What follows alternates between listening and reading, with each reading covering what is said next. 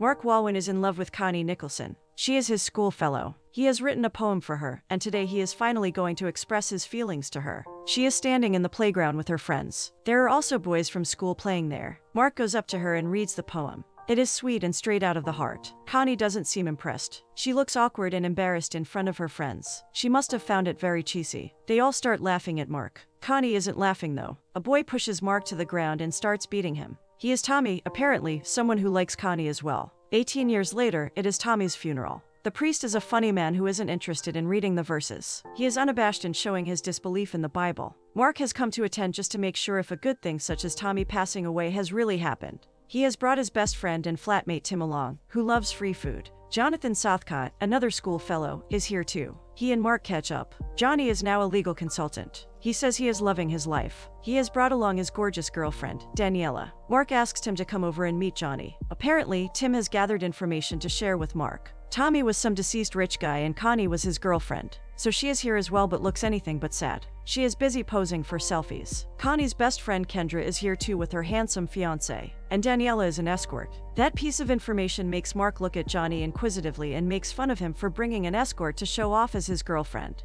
Leaving Johnny embarrassed, Mark goes to pay his condolences to Connie. Connie doesn't remember him. Mark looks shocked and heartbroken at that. He tells her that he was with her in school for 8 years. She still can't place him. Mark says he will be there if she needs anything. Connie raises her voice to ask him to stop flirting with her. Everyone turns around to look at Mark, who gets nervous. He gives Connie his card and dashes away. Johnny tells Connie that Mark is the guy who wrote the poem for her. Connie remembers him now. Johnny sees the card Mark had left with Connie. His jaw drops. Mark is the owner of a startup company that Johnny's client is interested in buying for an enviable amount of $20 million. Connie looks interested in Mark now, whom she didn't even care to remember a moment ago. Johnny is cooking up a plan then and there. Mark is having drinks with Tim. Tim wonders why Mark likes Connie so much. Mark says he has always found her fascinating. Tim doesn't think Connie is the right person for Mark. Mark has loved Connie for 20 years. Doesn't matter if Connie is really as bad of a person as Tim says, Mark will be happy with her. Meanwhile, Johnny is suggesting Connie marry Mark and gets half of his soon-to-be wealth in a divorce settlement. Connie likes the plan. Johnny finds Mark at his workplace. He hides himself to see what is up. Johnny signs the contract with the buyers for his startup. Johnny is overjoyed. Now is the time for Connie to enter Mark's life. Connie calls Mark, who is shocked and happy to see she is interested in meeting him after all these years. They meet in a nice restaurant. Mark is jittery. He is all over the place. His eyes twitch, he is talking so fast and about black holes on top of that. Connie has to stop him and ask if he is okay. He says it is just that he doesn't understand why she called him after so long. The waiter comes to serve wine and sees Mark's clumsiness. He calms him by suggesting that he should be himself. The waiter pours wine into glasses and leaves. Connie says she liked him too. Mark is in total disbelief when she places her hand on his leg and flirts. Connie asks him to kiss her. Mark gets up to reach her across the table, knocking the wine glass and spilling it over Connie's top. Connie gasps and stays in shock for the next couple of minutes. Mark panics. He grabs a glass of white wine from a table next to theirs and pours it over Connie's stained shirt. Everyone in the restaurant is looking at this fiasco happening. Mark explains he thought white wine will not let red wine stain her shirt, and then realizes it is the trick for cleaning carpets, not clothes. He takes the seat with his head in his hands. To his surprise, Connie gets up and kisses him. Well, Connie has swallowed her anger for the sake of 20 million. That night, Mark lies in bed with a big smile on his face. He takes out the poem he had written in childhood for Connie and takes a look at it. Connie and Mark are meeting every day now, spending time, laughing, talking, and eating together. In fact, Connie has moved in with him. She is making changes in his flat, replacing his decoration pieces with hers. She has 2 teddy bears for the bed. 2 months have passed. They are having a romantic dinner with flowers and lights. Mark bends on knee and takes out the ring. He is halfway through his sweet proposal speech when Connie grabs the ring box and puts the ring in her hand herself. He has a lot more to say that he has jotted down on several pages, but Connie isn't interested to hear. She answers yes, and that is it. Mark is too overwhelmed with joy to process that his feelings aren't important to Connie. Mark wants Tim to be his best man at the wedding. They are sitting on a bench in the park. Ducky, Tim's dog, is with them. Mark tells Tim how important Tim's friendship is to him. Tim stretches out his hand. Mark takes it and gets on one knee to ask him to be his best man. It is a cute and comical scene. They hug each other. Tim says he feels it is his responsibility to warn him about marrying Connie. Mark should give it a thought again. Mark laughs and says Connie is an amazing person. She has made him a happier person. Tim complains about being kicked out of Mark's flat because of Connie coming to reside in it. Mark says it is time for Tim to be independent. They talk, laugh, and play with Ducky. Connie is lying in bed, busy on her laptop. Mark brings wine for her. She likes to mix some water with wine, maybe to avoid the hangover. Mark says what are her thoughts on getting married in 6 weeks. She agrees without looking away from her laptop screen. Mark wasn't expecting such a quick and positive answer. He says how about getting married earlier than that? Connie has no objection. Mark asks her who is going to be the maid of honor. Connie wants her sister, Alexa, for that. Mark mentions Connie's fast friend, Kendra. Connie looks unhappy at that and snaps at Mark to stop discussing the wedding. Mark looks at her confused. Connie realizes what she has done and starts mending the damage in no time. She changes her frustrated expressions to sweet ones, places the laptop aside, and gets up to sit on Mark's lap. Mark isn't confused anymore. She apologizes to him and explains that she is just trying to adjust to all the new things in her life. Mark looks convinced and pulls her closer. Before they could proceed, Connie's phone rang. Good riddance, she is thinking. She excuses herself and exits the room to attend to the call. Well, it is Johnny. His contact is saved as JS on her phone. One day, Mark hears Connie's phone beep with incoming messages. He couldn't resist checking the notification on the lock screen. The message was from JS and it had a bit of lewd language. Mark is curious now. Connie is asleep. He sneakingly unlocks the phone using her thumbprint. And there he is, going through all of her conversation with someone called JS. Meanwhile, Connie is talking about having a hard time faking love.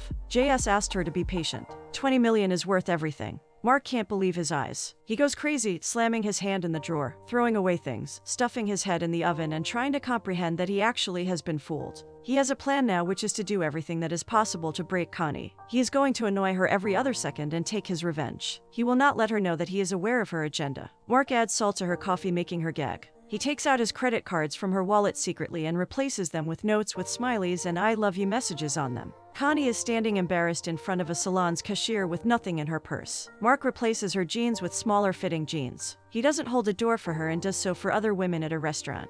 He has plastered wall-sized posters of her in the flat. She freaks out one morning seeing his eerie poster on the ceiling right on top of her bed. One day, Mark asks her to get ready to eat out together. Connie isn't in the mood to, but can't hide her excitement when he says he wants to go out to celebrate the money he earned today. She asks how much he has earned. Mark says 20. Connie is literally thrilled and completes Mark's reply, adding millions. Mark says no, 20 grand. It is his inheritance from his deceased uncle. Connie doesn't know how to explain herself, assuming the amount to be 20 million. Mark made up all this just to see more of Connie's interest in his money. He laughs and asks her how she can assume it to be 20 million out of nowhere. Connie has no answer. All she does is laugh awkwardly. They are going out to eat. Connie is dressed in a cocktail dress. In her head, Mark is taking her to a fancy, expensive place as usual. She wonders why they are on foot. Mark says she doesn't fit in her jeans anymore, so walking is good for her. They reach a food truck. Connie thinks Mark is joking when he has stopped to order from a food truck. He orders kebabs and Coke. Connie is still in denial. More is coming her way, though. Mark says he has left his wallet at home, making her pay for the food. Connie feels she is too expensive to eat in the streets. Mark puts sauce on his kebab and purposefully sprays some on her dress. Her jaw drops. He doesn't seem to care and kisses her, leaving a lot of sauce on her mouth as well.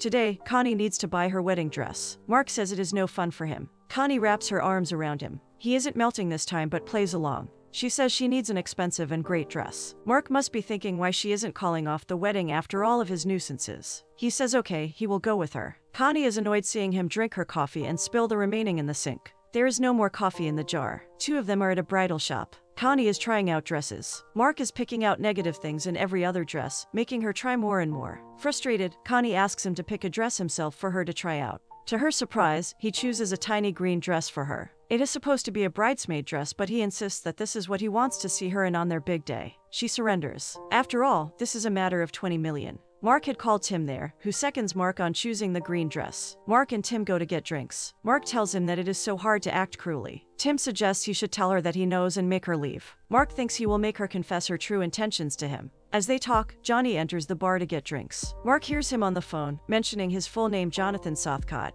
and addressing the bartender with the lewd nickname, the one he used with Connie while texting. Mark connects the dots and now knows that JS is Johnny. Mark has set up a secret meetup with Kendra. He tells her about Connie and Johnny's plan to con him. Kendra isn't surprised. Connie has always been like this. Kendra says she wanted Connie to be her maid of honor. But at Tommy's funeral, she saw her fiancé cheating on her with Connie. Since then, she and Connie haven't gotten along well. She parted ways with her fiancé after that. Mark asks Kendra to take revenge by mixing eye drops in his coffee or sending obscene emails to his boss using a fake email ID. Kendra says she can do something worse than that, which is discarding a letter that he doesn't know about and is most important to him. An acceptance letter from his dream school. Mark encourages her to do so. Mark has requested Kendra and Tim to fake as a couple on a double date with him and Connie. Connie is uneasy to see Kendra there. Mark's plan is to make her feel exactly that. She loves to enjoy attention, but nobody will give her that tonight. Mark praises Kendra's dress. Connie complains that he never complimented her dresses. Mark says she can take shopping tips from Kendra. In that case, three of them recall silly incidents from school times and laugh hysterically. Kendra tries to blend in, but they do not let her. Tim thinks he has fallen in love with Kendra. He is sure she loves him too.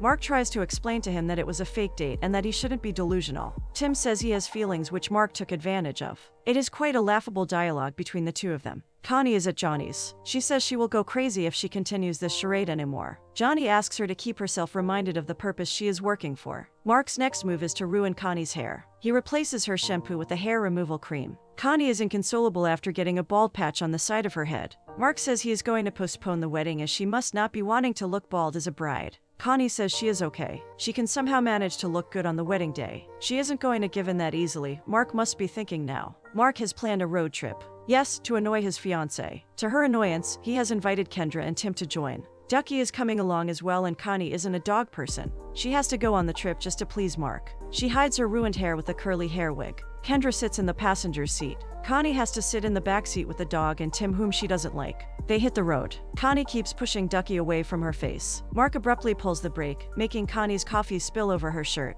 Connie has had enough. She calls Mark out for annoying her all the time. She says he humiliates her everywhere they go. Mark says she should not marry him if she has started to find him difficult. Connie goes silent. Seeing her not breaking even now, Kendra suggests they should give a lift to a hitchhiker walking by. He sits between Connie and Tim. He is disheveled and smells foul. Connie holds her breath until they drop him off. They stop in a coffee shop. Connie goes to change her stained shirt in the restroom. Mark is on the road with the other three. He has forgotten Connie behind. Kendra wonders if he has done it on purpose. Mark says no, he really forgot and drives back to pick her up. Connie sits in the car without saying a word. Mark expected her to shout or be angry. She stays silent. A tear trickles down her cheek. They have reached a spot to camp. Mark is setting up the tent. Tim carries their bags but leaves Connie's behind on the ground. Connie sighs sitting inside the car. Kendra asks her why she is with Mark when she doesn't love him. Connie says she does love him. Connie thinks she isn't responsible for her fiancé cheating on her. Kendra says she is blamable as she was the one he cheated on with. Kendra goes with Mark to a pub nearby while Tim and Connie stay in the camp.